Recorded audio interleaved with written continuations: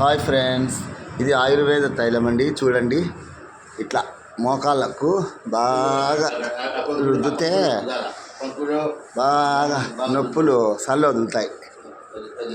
చూడండి, ఇట్లా కాళ్ళకు వచ్చుతాన, కాళ్ళకు పుచ్చాన నడసాల, బాగా నడిస్తే నడసాల లూజ్ అవుతాయి, బిర్రు చేసుకునేవు. చూడండి ఫ్రెండ్స్, ఇదే ఆయుర్వేద తైలం. బాగా కాళ్ళకు రుద్దితే నరాలు లూజ్ అయితే,